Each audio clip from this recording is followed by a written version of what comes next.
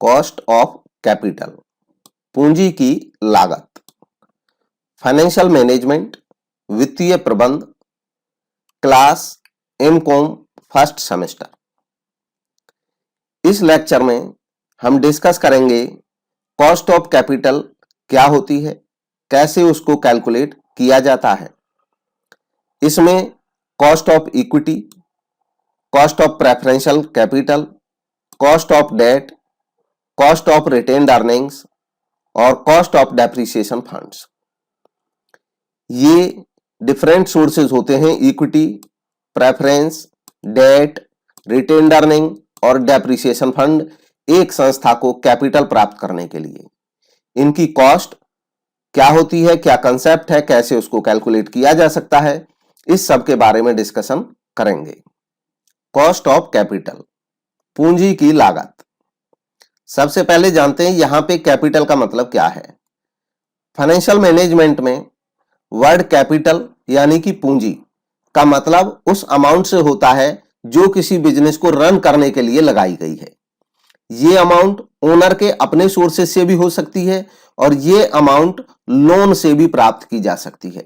अगर ओनर के अपने सोर्स से प्राप्त हुई कैपिटल बिजनेस में लगाई जाती है तो उसको ओनर्स कैपिटल कहा जाता है, और अगर लोन लेकर के कैपिटल लगाई जाती है तो उसको लोन कैपिटल कहा जाता है।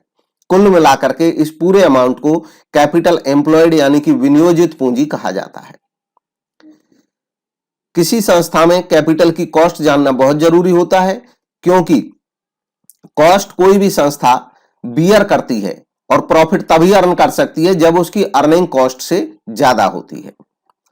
कॉस्ट ऑफ कैपिटल होता क्या है, देखिए अगर हम लोन लेते हैं तो जो लोन जब लेते हैं तो उस पर हमें जो भी खर्च करना पड़ेगा, चाहे वो इंटरेस्ट देना पड़े और चाहे किसी को हमें ब्रोकरेज देना पड़े लोन लेने के लिए, वो लोन की कॉस्ट होती है।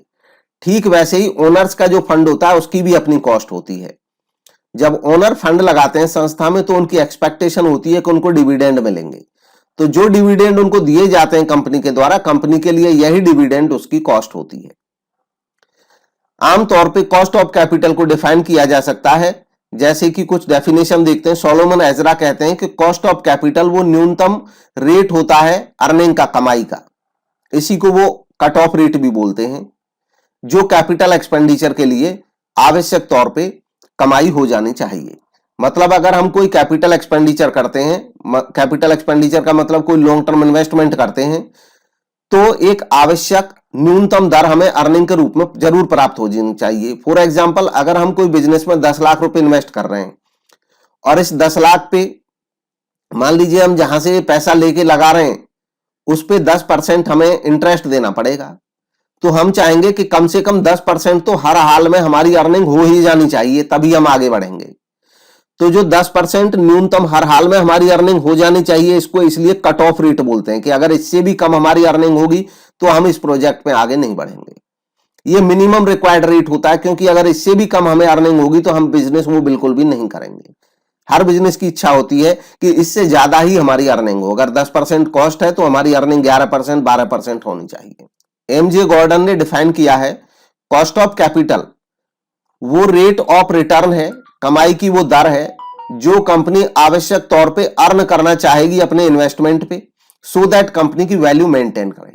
वैल्यू मेंटेन करने का मतलब है कि अगर कोई कंपनी अपने कॉस्ट से ज्यादा अर्निंग करती है तो उसकी वैल्यू रहती है मार्केट में, और अगर अपनी कॉस्ट के बराबर या उससे भी कम अर्निंग करती है तो उसकी वैल्यू कम हो जाती है। तो कोई भी संस्था वैल्यू मेंटेन करना चाहेगी। साधारण शब्दों में हम कह सकते हैं cost of capital is the price paid for use of capital. साधारण शब्दों में हम ये कह सकते हैं कि कॉस्ट ऑफ कैपिटल का मतलब होता है वह मूल्य जो चुकाया जाता है कैपिटल के यूज के लिए। अगर हम किसी से लोन ले रहे हैं तो उस पर जो इंटरेस्ट चुकाएंगे वो हमारी कॉस्ट है। अगर हम इक्विटी शेयर होल्डर से इक्विटी ले रहे हैं कंपनी के केस में, तो इक्विटी शेयर होल्डर्स को जो हम डिविडेंड चुकाएंगे वो उसकी कॉस्ट है। इंपोर्टेंस क्या है कॉस्ट ऑफ कैपिटल कॉन्सेप्ट की, इसका महत्व क्या है? इसका महत्व है comparative study of alternative sources of capital.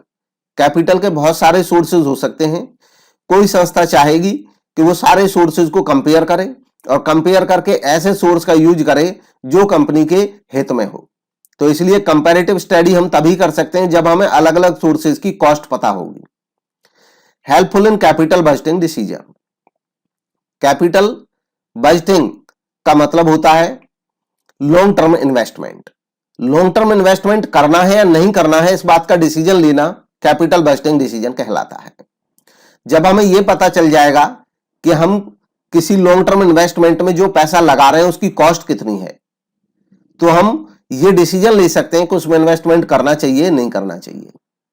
Helpful in planning of capital structure. Capital structure के प्लानिंग में helpful. Cost of capital capital structure plan करने में भी मदद करता है। कैपिटल स्ट्रक्चर का मतलब होता है कि कंपनी के कैपिटल में कितना इक्विटी होगा, कितना प्रेफरेंस होगा, कितना डेट होगा, कितना रिटेन्ड अर्निंग से हम मेंटेन कर लेंगे। जब इन सारे डिफरेंट सोर्सेज ऑफ कैपिटल का हम प्रोपोर्शन तय करते हैं तो इसको कैपिटल स्ट्रक्चर कहा जाता है। तो कैपिटल स्ट्रक्चर प्लान करने में भी ये मदद करता है क्योंकि हमें अलग अलग सोर्सेज की कॉस्ट पता चल जाती है। Helpful in dividend and retained earning decision. Dividend बांटना है, कितना बांटना है, या प्रॉफिट को रिटेन करके रखना है, इसमें भी मदद करता है यह डिसीजन लेने में भी cost of capital. Retained earning का मतलब होता है जब किसी संस्था को प्रॉफिट होता है तो प्रॉफिट में से कुछ हिस्सा वो शेयर होल्डर्स में बांट देते हैं। जितना प्रॉफिट का पार्ट शेयर होल्डर्स में बांट दिया जाता है उसको डिविडेंड कहते हैं, और प्रॉफिट्स का जितना पार्ट संस्था अपने पास रख लेती है संस्था के फ्यूचर के यूज के लिए, उसको रिटेन्ड अर्निंग कहते हैं। कॉस्ट ऑफ कैपिटल इसमें भी मदद करती है कि कंपनी रिटेन्ड अर्निंग रखे और कितनी रखे, डिसीजन लेने में इससे सहायता मिलती है। नेक्स्ट है problems in determination of cost of capital. Cost of capital को डिटरमाइन करने में क्या क्या समस्याएं आती हैं। सबसे पहला प्रॉब्लम आती है इन एस्टिमेशन ऑफ फ्यूचर कॉस्ट। भविष्य की कॉस्ट जानने में समस्या रहती है। फ्यूचर कॉस्ट, देखिए कैपिटल की जब हम कॉस्ट जानना चाहते हैं तो हमारा मकसद होता है कि फ्यूचर में हमारी कैपिटल की कॉस्ट क्या होगी, क्योंकि हम कैपिटल आज प्राप्त कर रहे हैं, शेयर इशू करना चाह रहे हैं या डिबेंचर इशू करना चाह रहे हैं या लोन लेना चाह रहे हैं, तो हम उस कॉस्ट का अंदाजा लगा रहे होते हैं जो कॉस्ट हमको फ्यूचर में पड़ने वाली है। और फ्यूचर की कॉस्ट सर्टेन नहीं हो सकती है, मतलब एक्यूरेट नहीं हो सकती है, तो इसमें एक समस्या रहती है। Problem in estimation of cost of equity. Loan के केस में तब भी हमें पता रहता है क्योंकि लोन हम किस रेट ऑफ इंटरेस्ट पे ले रहे हैं वो पहले से प्री डिसाइडेड होता है, लेकिन इक्विटी के केस में जो डिविडेंड दिया जाता है वो तो तब पता चलेगा जब हमें प्रॉफिट होगा। तो इसलिए इक्विटी का कॉस्ट जानना और मुश्किल हो जाता है। Problem in computation of retained earning. Retained earning की कॉस्ट जानना या रिटेन्ड अर्निंग के बारे में पता लगाना भी एक मुश्किल होता है, क्योंकि रिटेन्ड अर्निंग हम तभी प्राप्त कर सकते हैं जब हमें प्रॉफिट होंगे। डिविडेंड बांटने के बाद जो बचेगा वो रिटेन्ड अर्निंग होगा। और रिटेन्ड अर्निंग की कॉस्ट जानना और भी मुश्किल होता है, क्योंकि रिटेन्ड अर्निंग वो पार्ट होता है जो हमने कंपनी के प्रॉफिट्स में से ही बचा के रख लिया है।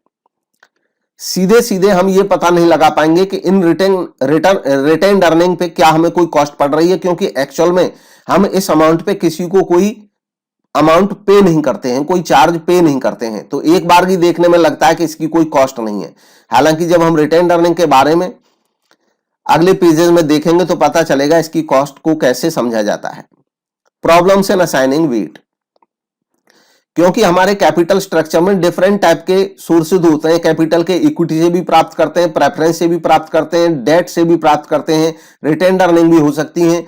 तो अलग अलग जो सोर्सेज होते हैं इनकी सबकी अलग अलग कॉस्ट रहती है। जब हम पूरे अपने कैपिटल, पूरा जो कंपोजिट कैपिटल है यानी कि शामिल कैपिटल है, जब उसकी कॉस्ट जानना चाहते हैं तो हमें वेट असाइन करना पड़ता है इन सभी को, उसमें भी समस्या आती है। तो ये कुछ समस्याएं हैं कॉस्ट ऑफ कैपिटल के कैलकुलेशन से रिलेटेड। अब बात करते हैं कॉस्ट ऑफ डेट या बोरोड कैपिटल। डिफरेंट कंपोनेंट होते हैं कैपिटल स्ट्रक्चर के, जिसमें सबसे पहले हम देखेंगे कॉस्ट ऑफ डेट किस तरीके से निकालते हैं और ये क्या होता है। डेट या बोरोड कैपिटल इसको कहा जाता है, और इसका मतलब होता है जब हम बाहर से पैसा लेके अपने बिजनेस में लगाते हैं।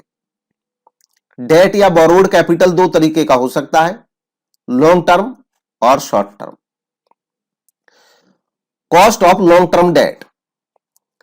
Cost of long term date में हम देखेंगे पहले कॉस्ट ऑफ इरिडीमेबल डेट, क्योंकि जो लॉन्ग टर्म डेट है वो इरिडीमेबल भी हो सकता है और वो रिडीमेबल भी हो सकता है। रिडीमेबल तब होता है जब ये तय होता है कि लोन का जो हम पैसा ले रहे हैं यानी कि डिबेंचर इश्यू कर रहे हैं उसको हम एक निश्चित अवधि के बाद वापस करेंगे, तो उसको रिडीमेबल कहा जाता है। इरिडीमेबल तब कहा जाता है जब हम जो डेट ले रहे हैं उसका पैसा कंपनी के लाइफ टाइम में वापस नहीं होगा। मतलब ऐसा डेट, ऐसा लोन जिस पे हम इंटरेस्ट तो पे करते रहेंगे लेकिन उस लोन की वापसी तभी होगी जब कंपनी समाप्त होगी, कंपनी के समापन से पहले इसकी वापसी नहीं होगी। ऐसे लोन को या ऐसे डेट को कहा जाता है इरिडीमेबल डेट। इरिडीमेबल डेट के केस में क्योंकि ये कभी वापस होना नहीं है, तो इसमें यह देखा जाता है कि हम पर एनम, प्रति वर्ष, इस पे कितना ब्याज पे करेंगे। इसकी कॉस्ट जानने का फॉर्मूला है कॉस्ट ऑफ बोरोड कैपिटल। अगर बिफोर टैक्स निकालेंगे तो IP upon NP into 100। IP का मतलब है इंटरेस्ट पेएबल, एनपी का मतलब है नेट प्रोसीड, यानी कि हमें कितना प्राप्त होगा किसी लोन के अमाउंट से, इंटू 100। इसको हम एग्जांपल से समझेंगे तो ये एकदम सरल और साधारण तरीके से समझ में आएगा। यहां पे सीबी का मतलब कॉस्ट ऑफ बोरोड कैपिटल है, आईपी का मतलब इंटरेस्ट पेएबल है, एनपी का मतलब नेट प्रोसीड से है। नेट प्रोसीड का मतलब होता है face value minus issue expense minus discount plus premium. For example, अगर हमने 1 लाख की फेस वैल्यू के डिबेंचर इशू किए तो हम कहेंगे फेस वैल्यू 1 लाख हो गए डिबेंचर्स की। सपोज करिए इनके इशू करने में 10,000 हमको खर्च हो गया तो ये माइनस कर देंगे। अगर मान लो हमने डिबेंचर इशू करने में 20,000 डिस्काउंट दे दिया तो इसको भी माइनस कर देंगे। या अगर हमने डिस्काउंट ना दे के डिबेंचर जब इशू किए तो प्रीमियम लिया 20,000 रुपए या 30,000 रुपए तो उसको ऐड कर देंगे, तो नेट हमारे पास कितना पैसा मिला ये निकल आता है। Cost of borrowing, cost of borrowed capital after tax अगर निकालना चाहते हैं तो फॉर्मूला होता है जो कॉस्ट ऑफ बिफोर टैक्स निकल करके आएगा इस फॉर्मूले से, उसको मल्टीप्लाई कर देंगे 1 माइनस रेट ऑफ टैक्स से। ये पूरी कैलकुलेशन हम एक एग्जांपल में देखेंगे तो आसानी से पूरा समझ आ जाएगा, याद भी रहेगा। एग्जांपल है 2008% डिबेंचर्स 100 रुपीज के प्रत्येक इशू किए गए ए लिमिटेड के द्वारा। जब ये डिबेंचर इशू किए 2000 डिबेंचर, 8% का मतलब है इन पे जो रेट ऑफ इंटरेस्ट है वो 8% देना होगा। 100 रुपए का एक डिबेंचर है। इशू पे एक्सपेंस हो गए, अंडर राइटिंग कमीशन देना पड़ा 2%। अंडर राइटर से जिससे हेल्प ली वो हमारे डिबेंचर बिकवाएंगे, उनको 2% कमीशन दिया। ब्रोकरेज भी दिया 1% ब्रोकर्स को। प्रिंटिंग एंड अदर एक्सपेंसेस हो गए 4,000 रुपए। टैक्स का रेट है 30%। What will be the cost of capital before tax and after tax. तो इसमें हम देखेंगे, सबसे पहले निकालेंगे वैल्यू ऑफ डिबेंचर क्या है, यानी कि face value of debenture. 2 lakh debenture हैं, 100 रुपए का एक है, तो फेस वैल्यू निकल करके आ जाएगी 2000 इंटू 100 यानी कि 2 लाख रुपीज। इशू एक्सपेंसेस कितने हुए हैं, तो टोटल खर्च हुआ है। अंडर राइटिंग कमीशन कितना बना, हमें पता है 2% कमीशन दिया तो 2 लाख का 2%, 2% ऑफ 2 लाख 4,000 रुपीज हो जाएगा। ब्रोकरेज 1% है तो 2 लाख पे 1%, 2,000 ब्रोकरेज देना पड़ा। अदर एक्सपेंसेस उन्होंने बताए कैलकुलेट करके 4,000 रुपए, और इस तरीके से कुल खर्च हो गया 10,000 रुपए। ये तीनों मिलाकर के 10,000 हमारा खर्च हो गया। तो 2 लाख के जो डिबेंचर थे उस पे 10,000 हमारा खर्च ही हो गया, तो हमारे पास यानी कि कंपनी के पास आए केवल 1,90,000। इसी को बोलते हैं नेट प्रोसीड, शुद्ध प्राप्ति। अब देखेंगे इस पे इंटरेस्ट कितना देना पड़ेगा। तो चूंकि ये 8% डिबेंचर हैं इसलिए फेस वैल्यू पे 8% हमें इंटरेस्ट देना पड़ेगा, और कैलकुलेट करेंगे interest payable 2 lakh into 8%। 2 lakh पे 8% कैलकुलेट करेंगे तो ये आ जाता है 16,000 यानी कि 16,000। 16,000 हर साल हमको इंटरेस्ट देना पड़ेगा। कॉस्ट ऑफ बोरोइंग निकालेंगे बिफोर टैक्स, अगर निकालेंगे तो नेचुरली जब हम इंटरेस्ट की अमाउंट से कैलकुलेट करेंगे तो ये बिफोर टैक्स ही आता है। उसका कारण ये है कि टैक्स से पहले हमें इंटरेस्ट पे करना पड़ता है, इसलिए ये बिफोर टैक्स ही निकल करके आता है। इसको कैलकुलेट करेंगे तो टोटल हमें इंटरेस्ट देना पड़ रहा है 16,000। ये पर एनम हमारा खर्च है और हमें डिवेंचर से अमाउंट जो मिला था वो मिला था 1,90,000, 1,90,000। तो इतना हमें मिला था, इतना कैपिटल, उस पे हम इतना खर्च कर रहे हैं तो यही हमारी कॉस्ट भी है। इनटू 100 कर देंगे तो ये कॉस्ट आ जाएगी 8.42%। Cost of borrowing. Cost of borrowing after tax अगर निकालेंगे तो कॉस्ट बिफोर टैक्स जो आया है उसको मल्टीप्लाई कर देंगे 1 माइनस रेट ऑफ टैक्स से। उसका कारण यह होता है कि जो टैक्स है उसमें राहत मिल जाती है इंटरेस्ट के लिए, क्योंकि इंटरेस्ट एक डिडक्टेबल एक्सपेंस होता है। तो एक तरह से जितना हमारे ऊपर टैक्स का बर्डन पड़ता है वो ये इंटरेस्ट ने हमारा बचा दिया, इसलिए इसकी कॉस्ट में इसको माइनस कर दिया जाता है। तो 8.42% अगर कॉस्ट टैक्स से पहले है इंटरेस्ट की, अगर मान लो कोई टैक्स नहीं लगे तो ये कॉस्ट होगी संस्था को। लेकिन अगर संस्था टैक्स पे करती है तो कितना कॉस्ट पड़ेगा इसका, तब 0.3 का बेनिफिट हो जाएगा और 1 माइनस 0.30 निकालेंगे यानी कि 0.70, इसको 70% भी बोल सकते हैं। 8.42 इंटू 0.7 करेंगे, मल्टीप्लाई करेंगे तो ये आ जाएगा 5.89%। अल्टीमेटली हमें ये कॉस्ट पड़ेगी डिबेंचर्स की अगर हमारी संस्था 30% टैक्स पे करती है तब। तो ये हमने देखा कॉस्ट ऑफ डेट जब इरिडीमेबल डेट हो। अगर कॉस्ट हम निकालना चाहें रिडीमेबल डेट की तब कैसे निकालेंगे? तो चूंकि रिडीमेबल डेट में हमें पता होता है कि कितना पैसा हम डेट से ले रहे हैं आज और कुछ वर्ष बाद हम वापस भी करेंगे, रिडीमेबल है यानी कि वो रिटर्नेबल है, उसको हम डेफिनेटली वापस चुकाएंगे। तो जब इसकी कॉस्ट निकालते हैं तो इसका अलग फॉर्मूला यूज किया जाता है। इस फॉर्मूले को भी पूरा समझेंगे, ये याद भी हो जाएगा, रटने की जरूरत नहीं पड़ेगी इसको अंडरस्टैंड कर लेने से। कॉस्ट ऑफ बोरोड कैपिटल, इसमें भी पहले बिफोर टैक्स ही निकालेंगे। तो इसका फॉर्मूला है, अगेन हमें कॉस्ट कितनी पड़ रही है पहले यही देखना है। तो इसमें कॉस्ट दो तरीके की होती है। एक तो ये कॉस्ट होती है जो इंटरेस्ट हम पे करेंगे, इंटरेस्ट पेमेंट जो पिछले में भी थी एग्जाम्पल में वो इसमें भी रहेगी। इंटरेस्ट पेबल वो तो हमें देना ही पड़ता है। इसमें एक कॉस्ट और भी हो जाती है, इसको पहले मैं ऐसे समझाता हूं। मान लो आज हम 1 लाख रुपए के डिबेंचर इशू करते हैं और हम कहते हैं कि आज 1 लाख के जो डिबेंचर इशू कर रहे हैं हम 10 साल बाद आफ्टर 10 ईयर्स हम ये पैसा लौटाएंगे विद प्रीमियम, मतलब इन पे हम डिबेंचर्स पे प्रीमियम देंगे जब इनको रिडीम करेंगे। तो आज जो 1 लाख रुपए हमें मिल रहा है इसके लिए हम 10 साल बाद ब्याज तो देते ही रहेंगे, प्रीमियम पे जब रिडेम्पशन करेंगे तो कुल मिलाकर के हम 1,20,000 रुपए इन पे करेंगे। और सपोज करें तो हमें 1,20,000 रुपए वापस करने पड़ेंगे इन डिवेंचर्स के लिए विद प्रीमियम। और अगर मान लो ये डिवेंचर हमने 1 लाख वाले डिवेंचर अगर डिस्काउंट पे इशू किए होते, सपोज करिए 10,000 की डिस्काउंट पे इशू करे होते तो हमको केवल 90,000 ही मिलते।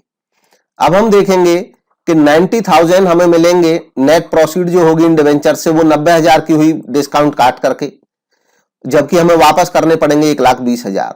तो इसमें यह भी हमारी कॉस्ट हो गई कि 1,20,000 हम मैच्योरिटी पे करेंगे विद प्रीमियम और हमें जो प्राप्त हो रहे हैं वो प्राप्त हो रहे हैं केवल 90,000। तो 120 में से 90 माइनस करेंगे तो 30,000 की ये भी हमारे ऊपर एक कॉस्ट ही है। और ये जो कॉस्ट है 30,000, ये कॉस्ट कितने दिन में बट जाएगी, क्योंकि ये डिबेंचर अगर 10 ईयर्स के लिए हैं तो हर साल कितना कॉस्ट पड़ेगा ये देखना होता है। तो 30,000 तो जो टोटल कॉस्ट पड़ी हमें वो 10 ईयर्स की हो गई। अगर हम पर एनम निकालेंगे तो 10 ईयर से इसको डिवाइड करना पड़ेगा और तब ये 3000 आएगी पर एनम।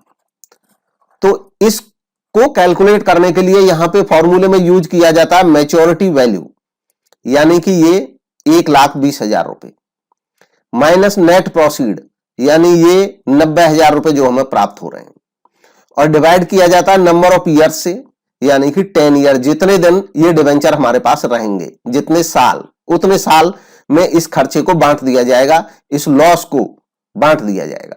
तो इस तरह ये तो पर एनम इंटरेस्ट तो पर एनम होता ही है, अब ये भी पर एनम निकल आएगा इस तरीके से कैलकुलेट करने से। तो कुल मिलाकर के हमें अगर इन डिवेंचर्स पे जैसे 1 लाख के डिवेंचर है, मान लो ये 10% थे, तो 10,000 पर एनम अगर ये इंटरेस्ट का खर्चा था तो 3,000 पर एनम ये खर्चा आ गया और कुल मिलाकर के हमें 13,000 रुपए पर एनम का खर्चा पड़ेगा। ये दोनों को जोड़ने के बाद इसका न्यूमेरिकल करेंगे, वहां पे और क्लियर हो जाएगा। अभी मैं फॉर्मूले को केवल समझाने के लिए बता रहा हूं ताकि याद करना ना पड़े और ये समझ में ही आ जाए। अब डिवाइड करते हैं किससे, क्योंकि डिवेंचर्स का पैसा हमें जो प्राप्त हो रहा है वो केवल 90,000 है और जो हम वापस पे करेंगे वो 1,20,000 करेंगे, तो इसलिए इसकी एवरेज वैल्यू ली जाती है और उस एवरेज पे इसको कैलकुलेट किया जाता है। Maturity value plus net proceed, यानी कि 1,20,000 जो मैच्योरिटी पे हम वापस करेंगे और नेट प्रोसीड जो हम आज प्राप्त कर रहे हैं, इन दोनों का एवरेज निकालने के लिए डिवाइड कर दिया जाता है 2 से और 100 से इसको मल्टीप्लाई करते हैं तो ये कॉस्ट ऑफ बोरोड कैपिटल आ जाती है। बाकी आईपी इंटरेस्ट पेबल के लिए, एमवी मैच्योरिटी वैल्यू के लिए, एनपी नेट प्रोसीड के लिए। अलग बुक्स में इनका किसी भी एक पर्टिकुलर टर्म का नाम अलग भी हो सकता है, लेकिन उसको यहां पे बता दिया जाता है फॉर्मूले में। अगर हम और भी कोई नाम यूज करेंगे तो उससे कोई फर्क पड़ता नहीं है। Cost of borrowed capital after tax जब निकाला जाता है तो इसमें एक बदलाव हो जाता है, क्योंकि टैक्स डिडक्शन मिलता है इंटरेस्ट पे, तो इसलिए इंटरेस्ट पेबल जब यहां पे लिखा जाता है, ऊपर वाला ही फॉर्मूला है, उसमें इंटू 1 - टी कर लिया जाता है। मतलब जो टैक्स वाला बेनिफिट है वो यहीं पे दे दिया जाता है, वो कम कर लिया जाता है इसको, इंटरेस्ट पेबल इंटू 1 - टी। बाकी फॉर्मूला एज इट इज है। तो इसको देखते हैं, इसके एग्जाम्पल के माध्यम से इसको समझेंगे। ए लिमिटेड ने इश्यू किए 3,000 9% debenture of 100 each at a discount of 5%, जो कि रिडीमेबल है after 10 years. Cost of issue 5% है, टैक्स रेट 50% है। What will be the cost of debt? Cost of debt क्या होगा, इसको कैलकुलेट करेंगे। सबसे पहले जानेंगे फेस वैल्यू क्या होगी इसकी, इसमें डिवेंचर्स की 3,000 डिवेंचर है, 100 रुपए का एक डिवेंचर है, टोटल कुल मिला के हो जाते हैं 3 लाख। अब इसमें देखेंगे डिस्काउंट ऑन इशू, तो डिस्काउंट इशू पे कितना दे रहे हैं 5%, तो 3 लाख पे 5% डिस्काउंट दे रहे हैं, ये हो जाता है 15,000 का डिस्काउंट। फिर है कॉस्ट ऑफ इशू, इशू का कॉस्ट कितना है, तो 3 लाख के डिवेंचर हैं और उस पे 5% हम इशू की कॉस्ट बता रहे हैं, इशू करने में जो खर्चे आ रहे हैं 5% है, वो भी 15,000 है। तो नेट प्रोसीड कितना हुआ, शुद्ध हमें मिल कितना रहा है इससे। 3 लाख के डिवेंचर हैं जिनमें से 15,000 तो इशू पे डिस्काउंट दे रहे हैं हम, और 15,000 15,000 हमें कॉस्ट पड़ रही है इशू पे बाकी खर्चों में, कुल मिलाकर के 30,000 रुपए कम हो जाएंगे और ये 2,70,000 नेट प्रोसीड है। अब जानेंगे मैच्योरिटी वैल्यू, तो क्योंकि मैच्योरिटी पे जो रिडेम्पशन है उसके बारे में बताया नहीं है, तो ये माना जाएगा कि इसकी मैच्योरिटी फेस वैल्यू पे ही होगी 3 लाख।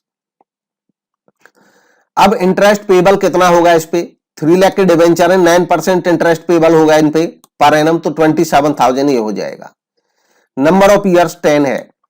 अब कॉस्ट ऑफ बोरोड कैपिटल पहले बिफोर कॉस्ट निकालेंगे, बिफोर टैक्स निकालेंगे, तो उसमें लिखेंगे इंटरेस्ट पेबल पर एनम जितना इंटरेस्ट देंगे 27,000 अभी कैलकुलेट किया। फिर देखेंगे कि पर एनम कॉस्ट बाकी कितनी पड़ रही है, तो उसमें हम जानेंगे कि मैच्योरिटी वैल्यू 3 लाख है डिवेंचर्स की और हमें आज प्राप्त हो रहे हैं 2,70,000, कुल मिलाकर के 30,000 का घाटा हमको हो रहा है और ये घाटा पूरे टेन्योर में बांट दिया जाएगा जितने दिन डिवेंचर हमारे पास रहेंगे। तो 10 से इसलिए इसको डिवाइड किया जाएगा इस तरह 27,000 और प्लस इसको जब कैलकुलेट करेंगे तो ये 3,000 आ जाएगा और कुल मिलाकर के ये आ जाएगा 30,000।